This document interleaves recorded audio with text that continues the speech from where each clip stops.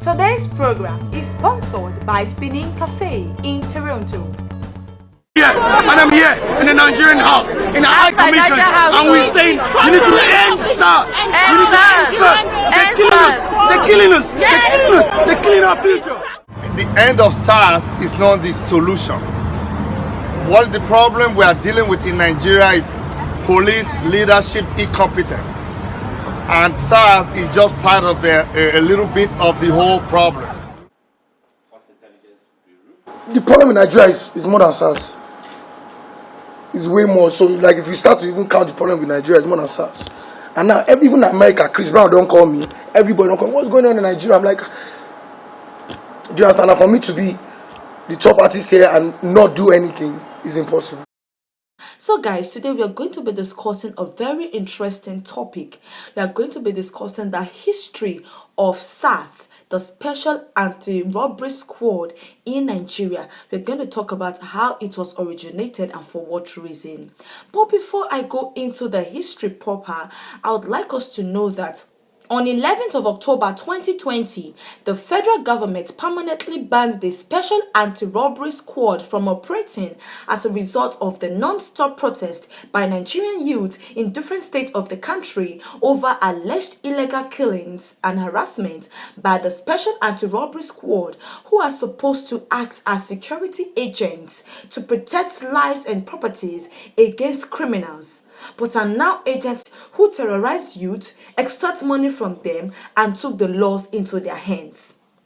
The brutality of SARS and the incessant killings of innocent youths in Nigeria led to public outcry among Nigerian citizens, both at home and those in diaspora. Nigerian celebrities like Davido, Tiwa Savage, and more intervened over the brutality of security operatives and illegal arrest of protesters in the country.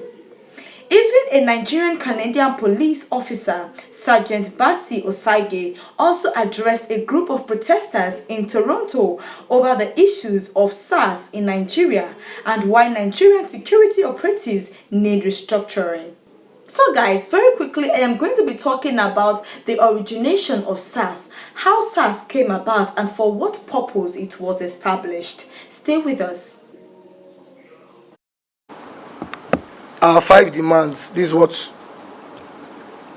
Number 1, immediate release of all arrested protesters. Yesterday, we thank God, everybody was released. But apparently, they said in Abuja. In Lagos, there's still people arrested. You can't speak for anywhere else.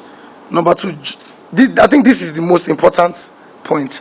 Justice for all deceased victims of police brutality and appropriate compensations for their families. I tweeted something yesterday. I said, this, out of everything, this is the most important thing. Because even if there's reform and there's change, you cannot change a life that has been lost. Yeah. I've been a police officer for about 20 years, and I'm just saying that the end of SARS is not the solution.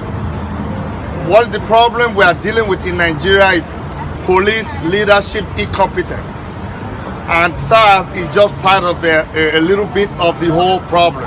So what the president should be talking about is how do we increase the salary of the police? Right. How do we fire the Inspector General of Police and get a competent leadership? Right. How do we change the reorganization of the police force? How do we balance it? How do you give more autonomous power to the police in each state instead of someone sitting in Abuja and directing someone in Benin? So that's what we should be fighting for. And SARS is the beginning. So the larger picture is the IG have to go. We have to change the incompetence of the leadership. We need to pay police more. We need to see how we recruit them. That's what we should be fighting about. So don't stop. Don't give up. Thank you for coming. I have to come. Instead of just testing, I said, let me show up and show my appreciation and my support to my fellow Nigerians. We appreciate you. The Special Anti-Robbery Squad, SARS, was formed in 1992 by former Police Commissioner Simeon Danladi Midenda. The major reason SARS was formed was when Colonel Rindam, a Nigerian army colonel, was killed by police officers at a checkpoint in Lagos. When the information reached the army, soldiers were dispatched into the streets of Lagos in search of any police officer. The Nigerian police withdrew from checkpoints, security areas, and other points of interest for criminals. Some police officers were said to have resigned while others fled for their lives. Due to the absence of police for 2 weeks, crime rates increased and SARS was formed with only 15 officers operating in the shadows without knowledge of any army while monitoring police radio chatters. Due to the existence of already established 3 anti-robbery squad, which was operational at that time, the police commissioner needed to distinguish his squad from the already existing teams. Midenda named his team Special Anti-Robbery Squad, SAS. After months of dialogue, the Nigerian Army and the Nigerian Police Force came to an understanding and official police duties began in Lagos. The SAS unit was then officially commissioned. SARS is one of the 14 units in the Police Criminal Investigation and Intelligence Department, which was established to detain, investigate, and prosecute people involved in crimes like armed robbery, kidnapping, and other forms of crimes. In 2009, after several years of operations, the squad grew in number and strength. Due to the increase of internet fraudsters known as Yahoo guys and cultism in universities, SARS operatives increased in Nigerian universities and made several successful arrests, but in the process harassed innocent youths. Exactly. For example, on May 20th, 2010, a federal high court in Enugu State ordered the then IGP Ogbonna Okechukwu Onovo to produce a special anti-robbery squad officer who had gunned down a 15-year-old boy in high school. According to the SARS officer, the teen was mistaken for a kidnapper. Can you imagine? A teenager mistaken for kidnapper. This is why investigation is being made. Before any arrest, there should be investigation, which the SARS operatives don't always do. They jump into conclusion and end up killing innocent people. On July 27, 2010, an extensive editorial report was published by Sahara reporters on how SARS, among other police units, profit 9.35 billion naira, that is 60 million naira, from roadblocks and extortion within 18 months. Within 18 months, meaning they were actually not doing their job. They were actually not arresting people. Rather, they were extorting citizens, innocent ones most times. Following several reports of human rights violation by members of the public to the Office of the Inspector General of Police on 7th of August 2015, the then Inspector General of Police, Solomon Arase, announced that it would be splitting the SARS unit into 2 units, Operational Unit and the Investigation Unit, to curtail cases of human rights violation. During its formation, the Special Anti-Robbery Squad was known to operate secretly. SARS operatives were not allowed to wear police uniform, publicly carry guns, or have walkie-talkies. They were given unmarked vehicles with sometimes no license plate or private plate numbers during duty. On August 14, 2018, the Vice President of Nigeria, Professor Yemi Osibanjo, ordered with immediate effect the stop of the controversial police unit SARS following reports of human rights violation. Exactly, because what SARS became was a national pain to every citizen. They became what I would call machinery against Nigerian youths with dreadlocks, boys who pierces their ears, guys with cars, expensive phones, and other attributes that does not pertain to being a criminal. One cannot make money any more genuinely without being accused of committing one crime. Youths who do genuine job, genuine work with laptops or good phones can no longer walk on the street without being accused of committing one crime, and they'll start paying price for crime they did not commit.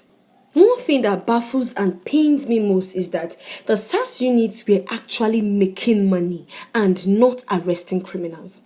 Because the actual criminal will bribe them with money, and the innocent ones who don't have money to bribe them will end up in jail or beaten to death.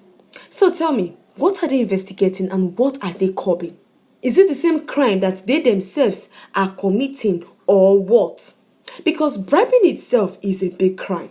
All this put together brought about the advocacy by Nigerian youths to ban SARS, and this protest actually started in December 2016 by Segun Owosanya, who took up an online advocacy campaign to end SARS brutality in the country.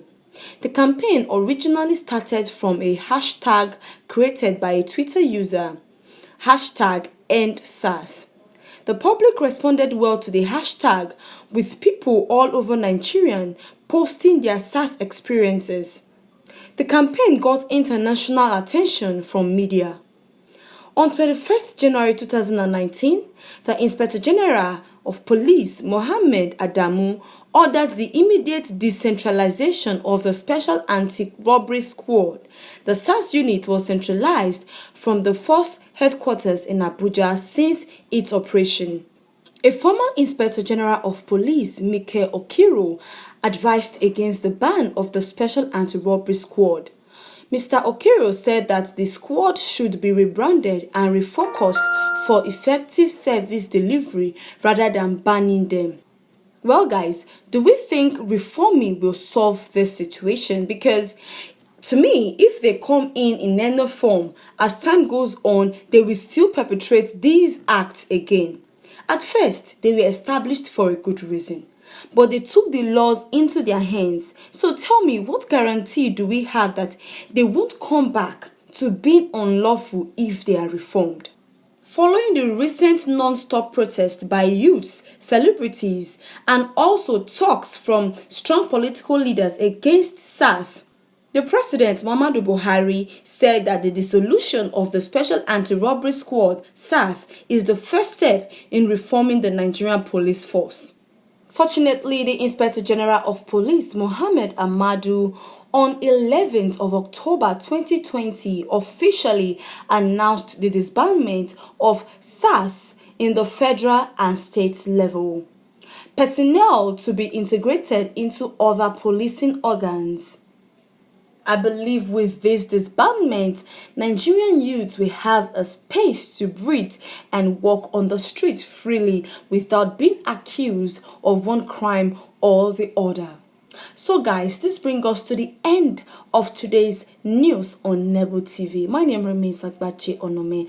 I hope to see us next time. God bless you and God bless Nigeria.